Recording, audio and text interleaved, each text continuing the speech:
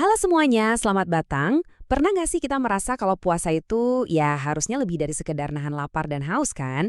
Nah, kali ini kita akan coba bedah bareng buku Menyucikan Jiwa dengan Puasa. Dan kita akan lihat gimana praktek ini bisa jadi sebuah perjalanan yang benar-benar mengubah dan membersihkan jiwa kita. Oke, kita mulai dari sebuah perasaan yang kayaknya kita semua pernah rasain deh, yaitu jiwa yang gelisah. Ada teka-teki spiritual di baliknya yang perlu kita pecahkan bersama. Nah, ini dia pertanyaan yang jadi jantung dari pembahasannya. Kita lihat jutaan orang puasa setiap tahun. Tapi, kok korupsi, kebohongan, ketidakadilan masih ada di mana-mana ya? Pertanyaan ini benar-benar maksa kita buat berhenti sejenak dan mikir.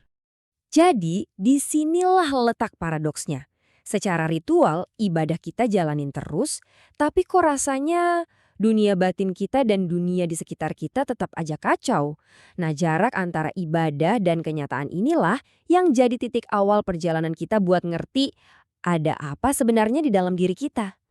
Dan jawabannya ternyata ada di konsep yang namanya tazkiyatun nafs. Ini bukan cuma bersih-bersih biasa. Ini adalah perjalanan dua langkah.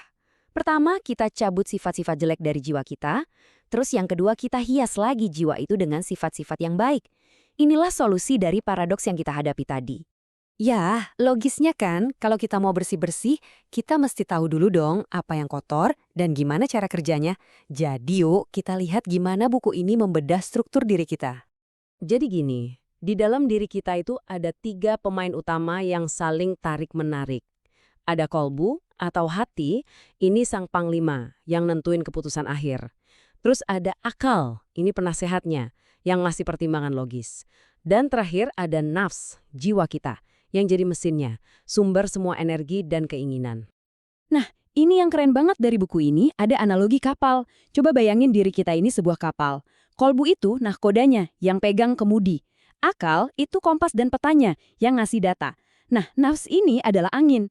Angin ini bisa jadi kekuatan super yang mendorong kapal ke tujuan, atau bisa jadi badai yang menghancurkan kapal kita. Ini gambaran yang jelas banget soal apa yang terjadi di dalam diri kita kan? Oke, strukturnya udah kebayang ya. Sekarang kita masuk ke bagian diagnosisnya nih.